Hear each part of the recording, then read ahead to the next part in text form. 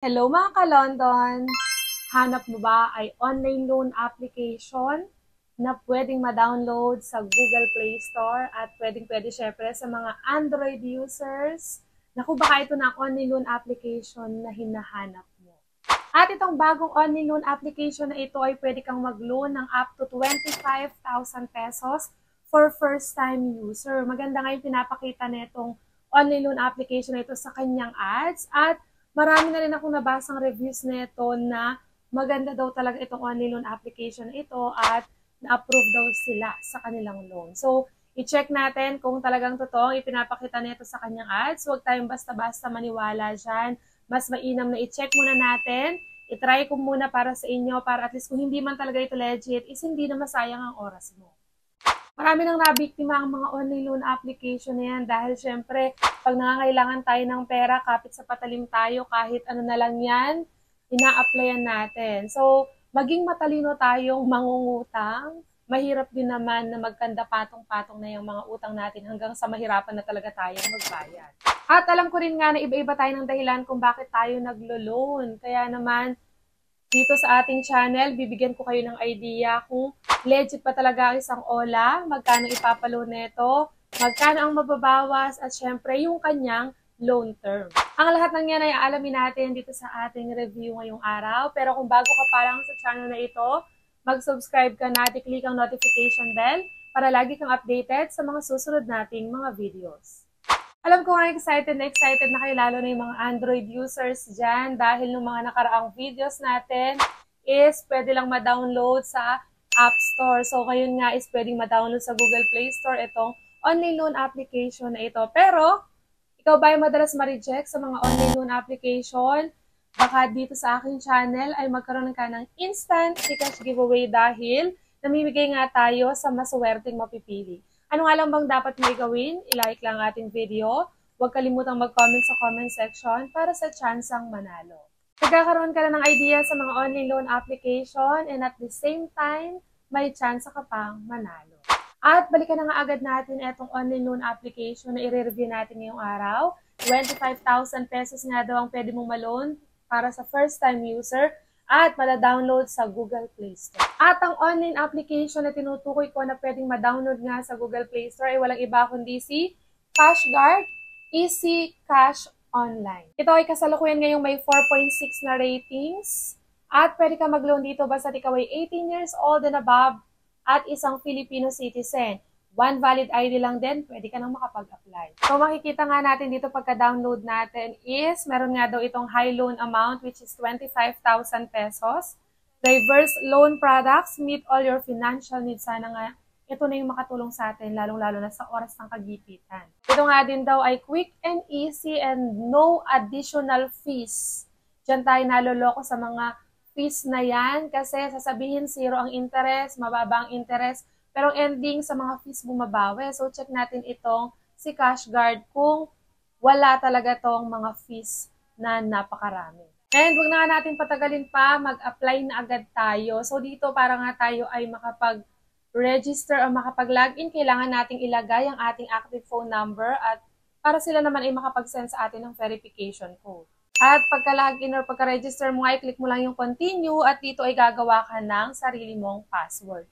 Huwag mo kakalimutan yung password na ilalagay mo dahil yan ang gagamitin mo once na mag-open ka ng iyong application dito kay CashGuard. And pagka-register ko nga dito is 10,000 pesos yung amount daw na pwede nating ma-loan for first-time user. At dito nga may makikita pa dito na featured products, merong popular product at meron din ditong new product. At dito nga, i-click na natin yung popular product. So, dito nga, ito yung mga sasagutan natin sa pag-apply. So, alam ko kung hindi na kayo baguhan sa online loan application, halos pare-pareho lang naman yung kailangan natin sagutan dyan. Una na dyan yung personal information.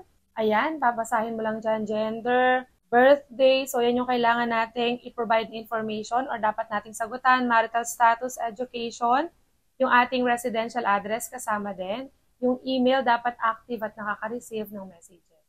And sa work information naman, wala nang kailangang mga supporting documents pa dyan or kagaya ng payslip. So, ilalagay mo lang dyan yung company name, company address, company phone number, okay? payday kung kailan ka sumasahod at ang iyong monthly salary. So, importante siguro yung monthly salary at baka dyan nila i-base kung magkano ba ibibigay nila sa iyong credit limit. Sa contact reference naman, kailangan lang natin makapagbigay ng 3. So, lagi lang nating pakaisipin mabuti kung sino ba talaga ilalagay natin dyan. Kasi nga, pag hindi tayo matawagan ng agent ng OLA at yun na natin, sila na talaga yung susunod nilang tatawagan. At kagaya ng sinabi ko kanina, one valid ID lang is pwede na tayo makapag-apply dito sa online loan application na to. So, yung mga ID na pwede dito ay UMID, passport, TIN ID, driver's license, SSS ID, postal ID, voter's ID, GSIS ID, PRC ID, OWA ID, National ID, at PhilHealth ID. So, napakaraming ID na pwede dito sa OLA na to. So, pipili ka lang dyan ng isa. At sa withdrawal method naman or yung back info naman is pwede pa rin sa bank or e-wallet. At ang e-wallet na pwede dito sa OLA na ito ay GCash, Maya, GrabPay, pwede din ang RD Pawn Shop, M. Luwilier, at Coins. And after nga niyan, na maibigay lahat natin ng information na kailangan sa pag-apply, dito na agad tayo sa pinaka-exciting part ng ating review, kung magkano ba ibibigay sa ating credit limit, kung magkano yung mababawas, at syempre yung loan term niya. At dito nga, may lumabas na mga iba't ibang products pa rin, kagaya ng new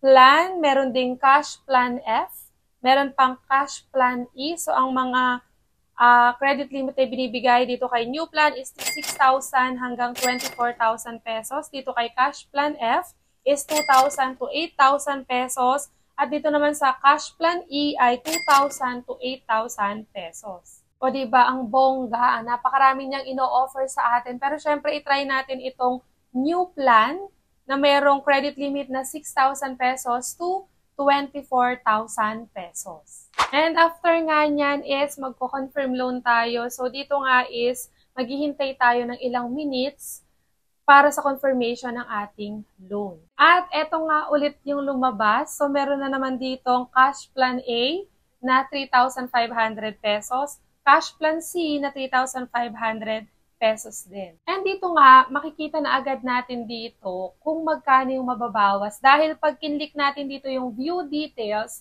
nandito yung management fee.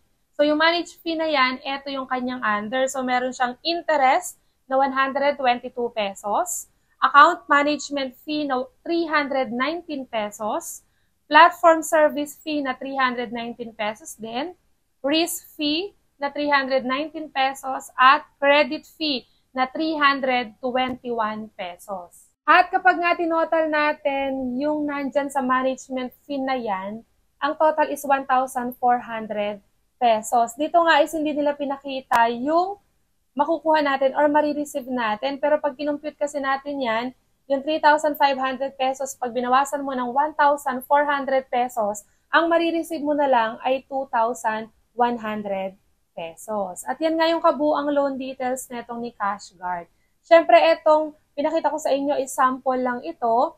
Pwedeng kapag kayo yung nag-try is mas mataas yung maging credit limit or pwedeng mas maging mababa din naman. Dahil iba nga tayo na experience ng paglo-loan, hindi tayo pare-pareho ng pwedeng maging credit limit. So, yan siguro ay binabase nila or meron silang mga factors sa kinukonsider kung tayo ba ay ma-approve sa mas mataas na amount or mas mababang amount. At yan nga ang kabuang loan details netong si CashGuard. Kung okay sa iyo na makareceive lang ng 2,100 pesos para sa 300 or sa 3,500 pesos na credit limit is nasa sa iyo na nga yung desisyon kung itutuloy mo pa rin ang paglo-loan dito kay CashGuard.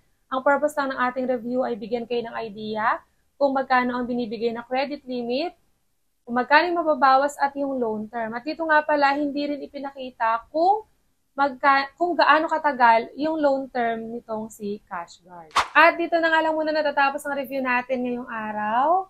Sana nagkaroon kayo ng idea dito sa bagong online loan application na ito na pwedeng ma-download sa Google Play Store. Hanggang sa muli mga ka-London! Bye-bye!